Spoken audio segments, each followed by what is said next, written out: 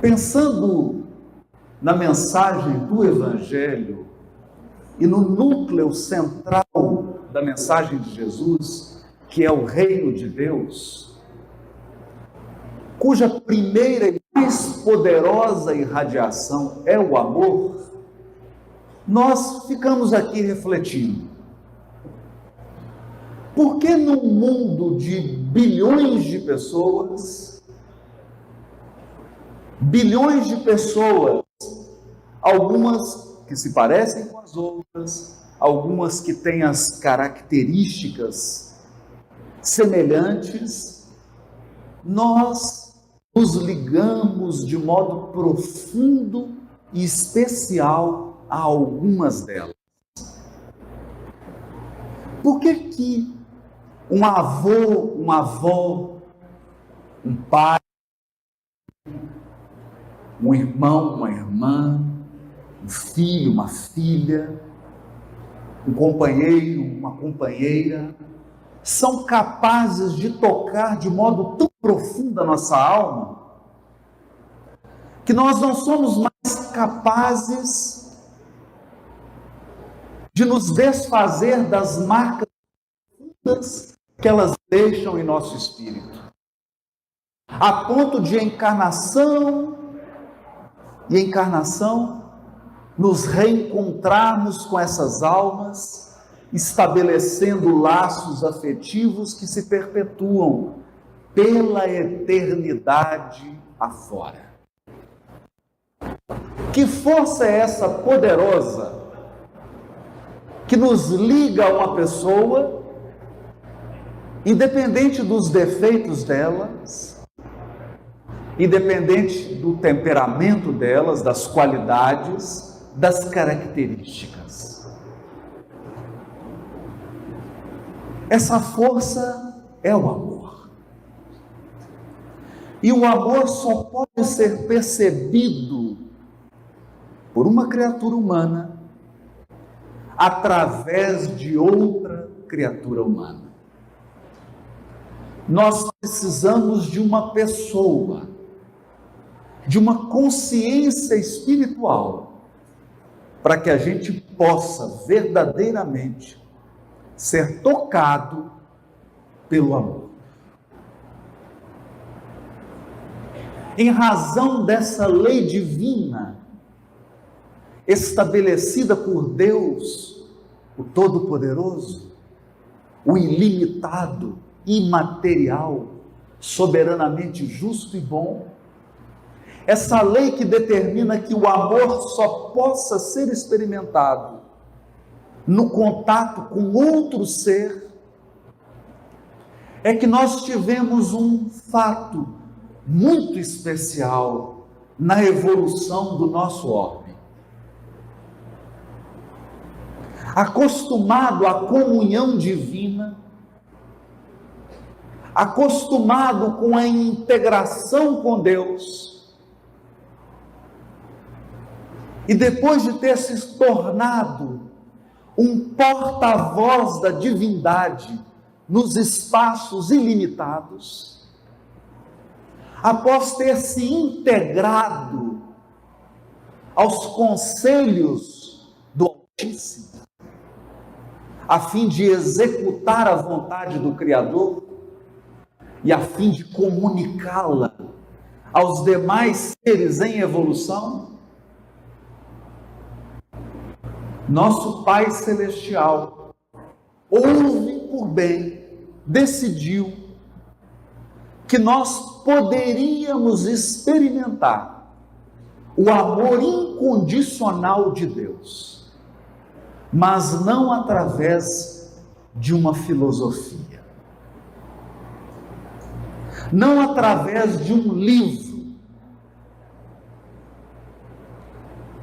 através de uma consciência espiritual. A vinda do Cristo ao orbe pretende nos proporcionar, a todos nós que evoluímos nesse planeta, a oportunidade de ter um contato mais próximo, mais intenso e mais efetivo com o amor de Deus. Porque só se experimenta o amor através de outra pessoa. Para nós, iluminados pelas luzes do Consolador prometido, o Cristo é a fonte, o mediador do amor de Deus para todos os seus filhos. A sua presença e as marcas que ele deixou nesse ambiente em que crescemos espiritualmente são marcas do amor de Deus. E é para falar desse aspecto que nós aceitamos o desafio dessa manhã. E eu então escolhi um pequeno trecho do Espírito Emmanuel, Meditações Diárias. Porque é um trecho que, embora esteja falando da oração e da ação, no fundo, essa mensagem fala da comunhão da criatura com o Criador. Essa mensagem fala da essência do que Jesus veio trazer com o Evangelho. Jesus veio nos mostrar que é possível, é necessário, na verdade é imprescindível, estabelecer uma conexão com Deus. Uma conexão pessoal, íntima e profunda, intransferível. Intransferível. Os momentos mais desafiadores da nossa existência são momentos em que nós estamos sozinhos com Deus. Porque Deus é a presença eterna. Você encarna na presença divina, desencarna na presença divina. E os momentos mais desafiadores da sua encarnação se darão na presença divina. Não é possível nos afastar de Deus, por uma razão muito simples. Estudando a doutrina espírita, nós descobrimos o fluido cósmico e aprendemos que não há nada fora de Deus. O universo infinito está mergulhado no fluido cósmico. Nós estamos constantemente na presença do Criador. Então, o que há? O que ocorre? Por que não sentimos Deus? Por que não sentimos esse amor de Deus por nós? Eu pensei então em 3 símbolos, porque devo confessar uma coisa: mineiro não pode ver mar que fica emocionado. Eu me lembro que a primeira vez que vi o mar, com 16 anos de idade, foi a primeira vez nessa encarnação. Então, estava dentro de um ônibus e o mar começou a aparecer e eu gritei: é o mar! É o mar! E aí as pessoas olham assim, né? Você é perturbado, né? E todo mundo começou a olhar com aquela cara de espanto, porque era todo mundo morador da praia, né? E aí a pessoa que estava do meu lado, um amigo, disse assim: ele é mineiro, é mineiro. Ah, é mineiro. Então pensei em 3 símbolos do mar.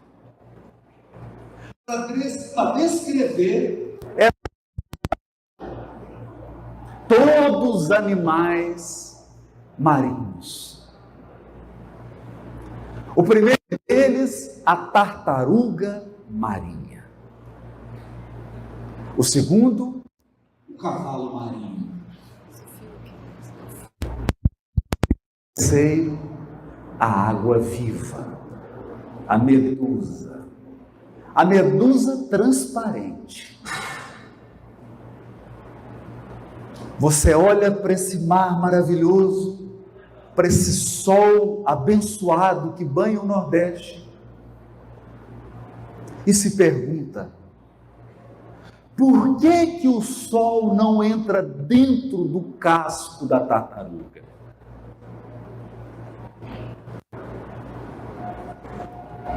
Será a responsabilidade do sol penetrar na intimidade do casco da tartaruga?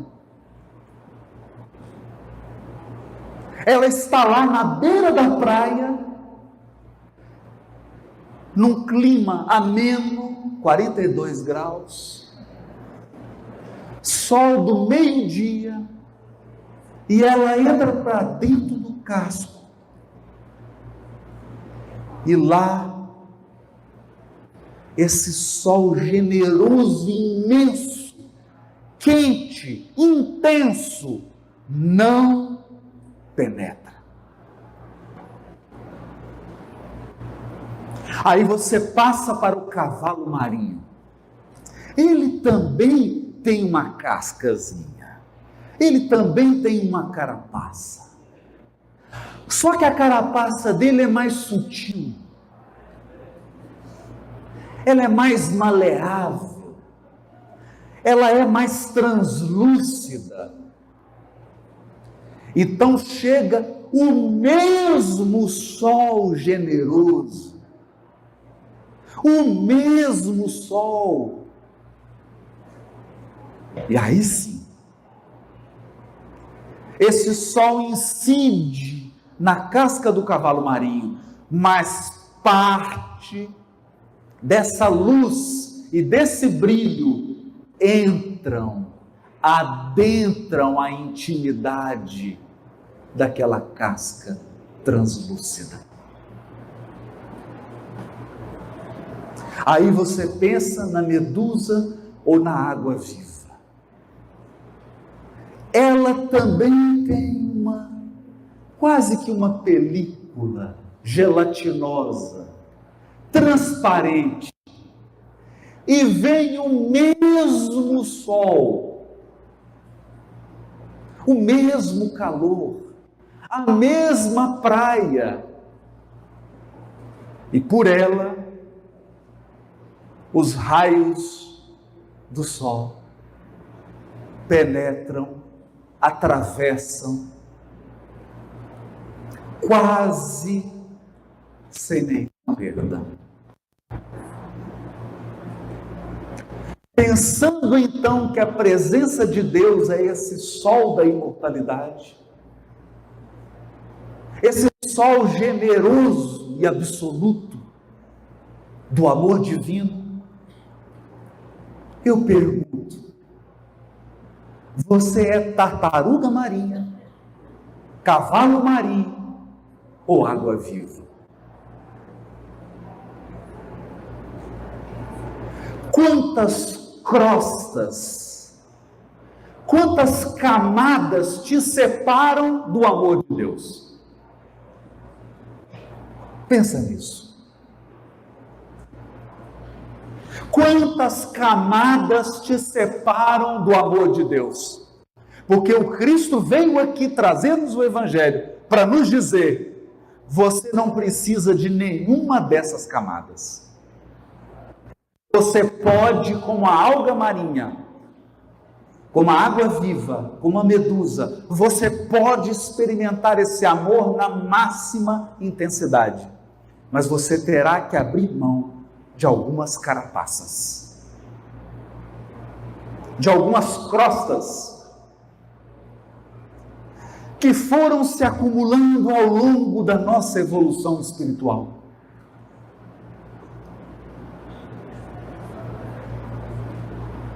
E por mais que o sol brilhe, por mais que o sol aqueça, por mais que o sol ele não pode fazer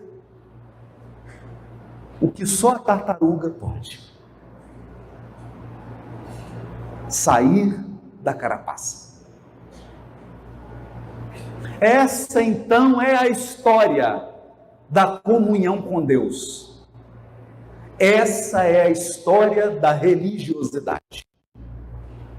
Aprender a estabelecer uma comunhão com Deus. É por isso que Emmanuel diz assim, avançando na nossa ação é serviço. Oração é força. Agir, praticar, trabalhar, fazer acontecer é serviço. Mas a prece, a oração é força. Pela oração, a criatura se dirige mais intensamente ao Criador, procurando-lhe apoio e bênção. E através da ação, o Criador se faz mais presente na criatura, agindo com ela e em favor dela. Agindo com ela e em favor dela. Eis aqui então as duas mais poderosas ferramentas para experimentar o amor de Deus. As duas mais poderosas ferramentas para entrar em comunhão com Deus: oração e serviço. Pela oração nós buscamos a força divina. Pela oração a tartaruga sai do casco, o cavalo marinho vem à superfície e a água viva deixa que o sol passe por ela. Pela oração nós buscamos mais intensamente a Deus, mais intensamente, porque cada vez que você pensa, sente, se emociona, você está em contato com Deus. Mas quando ora, essa busca se torna mais intensa. Esse contato se torna mais poderoso. E nós então absorvemos energias que ainda não somos capazes de compreender. Muitas vezes, para na própria vida. Muitas vezes o que te falta não é orientação, é coragem para agir. Muitas vezes o que te falta não é saber o que fazer, é energia, é ânimo para fazer. Por isso nós ouvimos as pessoas dizendo: eu estou desanimado. É diferente de você dizer: eu estou desorientado. Quando você está desorientado, você precisa de rumo, precisa de experiência de alguém, precisa de um conselho, um apoio. Mas quando você está desanimado, você precisa estabelecer um contato com as fontes divinas da vida. Precisa beber dessa água que vai fortalecer a sua intimidade e que vai lhe proporcionar a energia necessária e suficiente para agir. Força é o combustível do veículo. Você pode ter o melhor veículo, Pensa numa corrida de Fórmula 1. Você pode ter o melhor veículo. Você pode ter o melhor piloto da temporada. Deixa de abastecer o carro.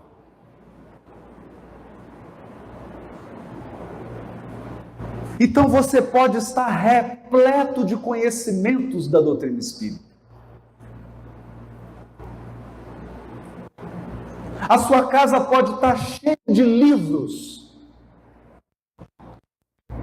Você pode ter lido alguns deles inúmeras vezes. Mas se o seu coração não estiver abastecido da força divina, você não terá energia suficiente para cumprir a sua encarnação. Para cumprir os objetivos que te trouxeram à carne. É preciso abastecer-se no manancial da sabedoria e da bondade de Deus. A oração nos proporciona. E ela é uma alavanca, um instrumento poderoso para começar a tirar as camadas. Tirar as camadas. Essa relação que se estabelece entre criatura e Criador, através da oração, é uma relação profunda e delicada. O que nos lembra, mais uma vez, Madre Teresa de Calcutá. Quando perguntaram para ela, Madre, o que a senhora fala com Deus quando ora? E ela respondeu, eu não falo nada, eu só escuto. A pessoa inteligente falou, é? E o que ele diz? Ele não diz nada, ele só escuta. Por quê? Porque a linguagem do amor, e a linguagem do amor é presença.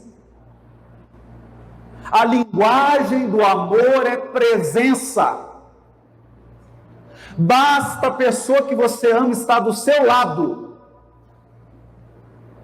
Ela pode estar rouca, sem voz. Ela pode estar no leito de um hospital. Basta presença. E quando você ama e não tem presença, surge saudade. A linguagem do amor é presença. E às vezes a gente ora, primeiro, como se Deus fosse surdo. Segundo, como se ele fosse pouco inteligente. Então você fica descrevendo em detalhes coisas que ele já sabe. E perde uma oportunidade maravilhosa que a oração proporciona, a oportunidade da presença. Sentir a presença divina.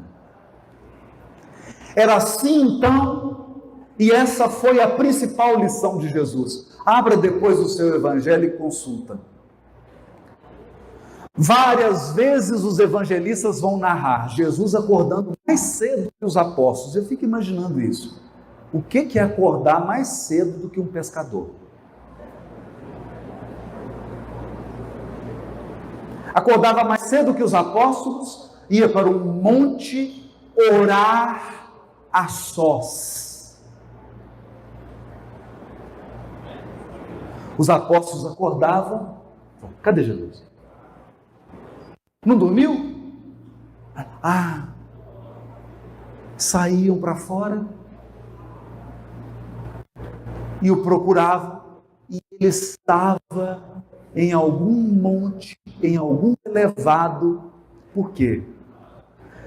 Por que num monte? Por que num lugar mais elevado?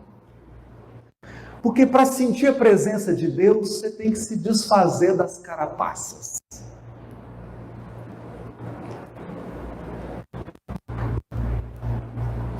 Tem que abandonar, por exemplo, uma crosta profunda, que é: eu não mereço.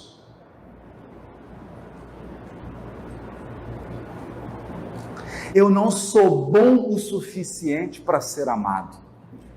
E quem disse que Deus depende de alguma coisa de você para te amar? Você já é infinitamente amado desde que foi criado por Deus, sem ter feito nada. Aliás, diz-nos Paulo, nós somos amados antes de termos consciência de que nós éramos alguma coisa e antes de termos consciência de que éramos amados. O amor de Deus precede tudo, inclusive a nossa autoconsciência.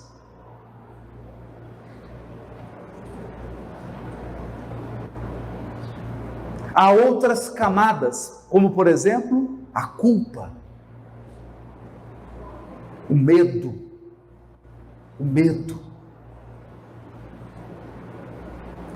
Na colônia de Nosso Lar, quando se aproximava a Segunda Guerra Mundial, o governador de Nosso Lar estabeleceu palestras e cursos para os habitantes de Nosso Lar sobre medo. Agora, eu fico me perguntando, se surge uma guerra e você já está desencarnado, medo de quê? Você já morreu. Você já morreu. O que mostra que força poderosa é essa, o medo, que começou a espalhar um pânico nos habitantes de Nosso Lar por conta dos entes queridos que estavam encarnados na Terra. E foi preciso então que a governadoria daquela colônia espiritual atuasse sobre essa crosta, sobre essa carapaça que nos impede de sentir o amor de Deus. Essa é uma ferramenta, mas tem outra. A outra ferramenta é o serviço, o trabalho. Na oração você busca energia, no trabalho é Deus que vem ao seu encontro. Porque quando você se dispõe a agir, Deus age com você e por você. Sempre. Sempre. Com você e por você. Nós muitas vezes acreditamos que estamos na maior ação de caridade, percebendo que o maior beneficiado somos nós mesmos. Quando agimos em conexão com Deus, Ele age intermédio. E disso, Jesus foi o testemunho. E foi isso que nos tocou. Por que nós temos saudade de Jesus? Por que nós estamos aqui agora em Caruaru, revivendo Jesus? Porque Jesus agiu. Ele agiu. E quando ele agia, quando ele curava, quando ele consolava, quando ele conversava, quando ele orientava alguém, Deus agia por ele.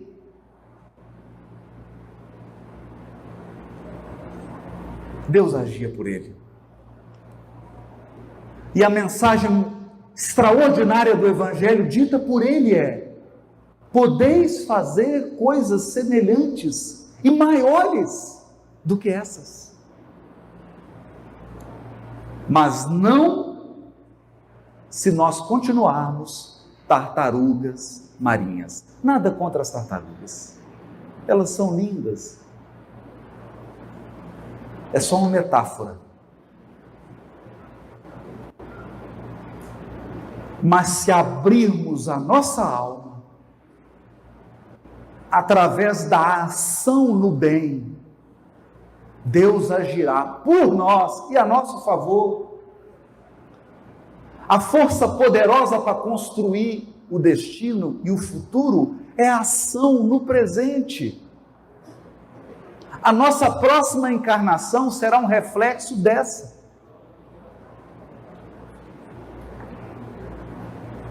Então nós não estamos aqui apenas resgatando. Nós estamos aqui resgatando e construindo a próxima. E moldando a próxima vida. Então, tinha aquela campanha, qual Brasil que você quer para o futuro, né? Nós podemos lançar uma assim, hashtag, qual a encarnação que você quer para o futuro? Eu quero uma encarnação com mais amigos, eu quero uma encarnação com mais amor, uma encarnação com mais saúde, com mais prosperidade. Qual a encarnação que você quer para o futuro? A encarnação que você quer para o futuro depende da ação que você desenvolve hoje. Mas lembrando o conselho do benfeitor no livro Mensageiros. Todo aquele que opera no bem, de alma voltada ao Criador, então tem uns pré-requisitos aí. Porque se você opera no mal, não funciona. Todo aquele que opera no bem, de alma voltada para Deus. Porque você pode operar no bem de alma voltada exclusivamente para você. O interesse pessoal é tão grande que você, mesmo agindo no bem, só consegue beneficiar a si mesmo. Então é operar no bem de alma voltada para Deus. Todo aquele que opera no bem de alma voltada para Deus deve esperar sempre o melhor. Não é promessa de amizade, é lei. Está dito lá. É lei. Por quê? Porque se através da oração você buscou conexão com Deus, e se através da ação Deus veio ao seu encontro e agiu por seu intermédio, repetiremos com Paulo a carta aos Romanos. Se Deus é por nós, quem será contra? É só uma questão de tempo. Só uma questão de tempo. Porque Deus opera em silêncio e não concorre com a vaidade das criaturas humanas, diz Humberto de Campos. Portanto, o desafio aqui, e eu me recordei da mensagem de um espírito no livro Instruções Psicofônicas. Manifestou-se em Pedro Leopoldo, no Grupo Espírita Meimei, pela mediunidade de Francisco Cândido Xavier, o espírito de Padre Eustáquio. Padre Eustáquio, inclusive, tem um bairro em seu nome na capital de Minas Gerais, Belo Horizonte. Era um padre bondoso, generoso, que possuía mediunidade de cura e curou muitos enfermos. E o padre Eustáquio, nessa mensagem, fala algumas coisas muito bonitas que eu gostaria de destacar. Ele diz assim: tudo é doença do corpo e da alma. É a ausência do Espírito do Senhor. Olha isso. A ausência dessa comunhão com Deus, seja na oração ou seja na ação, adoece nossa alma. E ao adoecer nossa alma, adoece nosso corpo. Então ele diz assim: é necessário orientar as nossas atividades no sentido de nos adaptarmos à lei do bem, acalmando nossos sentimentos e sossegando nossos impulsos, para em seguida elevar o pensamento ao manancial de todas as bênçãos, colocando a nossa vida em ligação com a divina vontade. Colocando a nossa vida em ligação com a vontade de Deus. Sabemos hoje que outras vibrações escapam à ciência terrestre. Então ele diz assim: vibra a luz em todos os lugares, e por ela estamos informados que é percorrido pelo fluxo divino. Olha isso. O universo é percorrido pelo fluxo divino do amor infinito, em frequência muitíssimo elevada, através de ondas ultra curtas, que podem ser transmitidas de espírito a espírito, mas que são facilmente assimiláveis por intermédio da oração. Derrama-se o amor do nosso Senhor Jesus Cristo para todos os corações. No entanto, é imprescindível que a lâmpada de nossa alma se mostre de receber-lhe o toque divino. Porque não basta que a hidrelétrica gere energia. Não basta que os fios conduzam essa energia até a casa. Se uma singela lâmpada estiver queimada, você não terá luz dentro de casa. O fluxo divino do amor infinito percorre a criação inteira. Mas como anda a lâmpada do seu coração?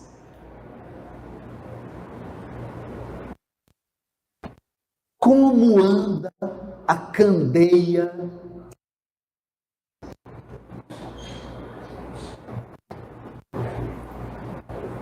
Ela está preparada para receber esse fluxo de amor infinito?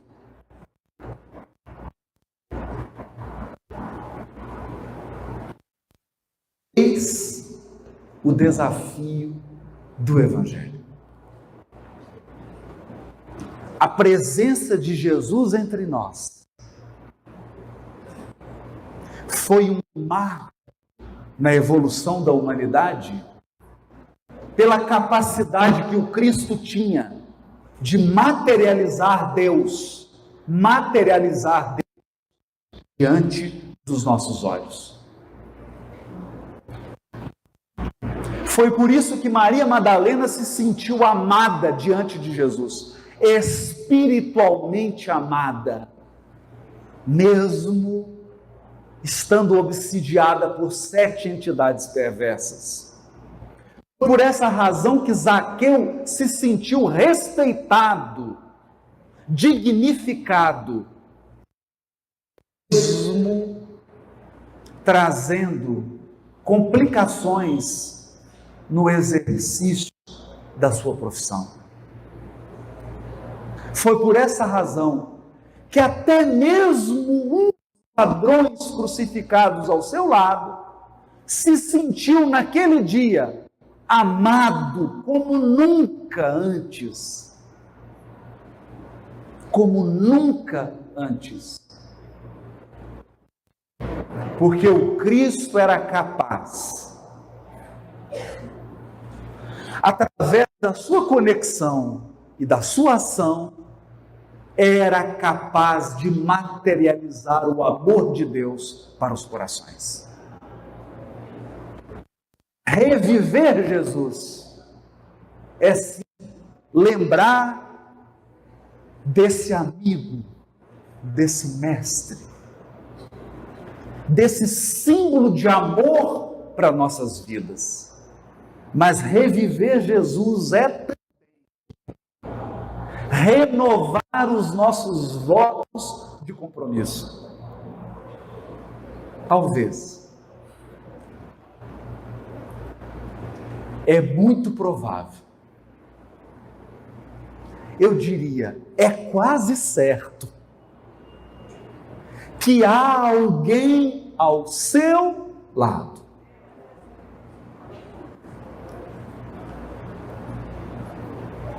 Pode ser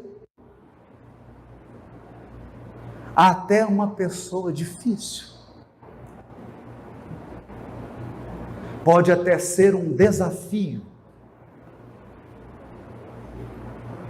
Mas é alguém que Deus colocou no seu destino,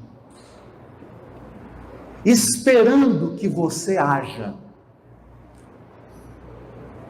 para que Ele, Deus, possa agir por seu intermédio e a seu favor. Reviver Jesus é, portanto, nos identificar com Ele. Reviver Jesus é, então, ser, para as pessoas que convivem conosco, um reflexo do amor de Deus. Caro Arthur, um beijo na alma.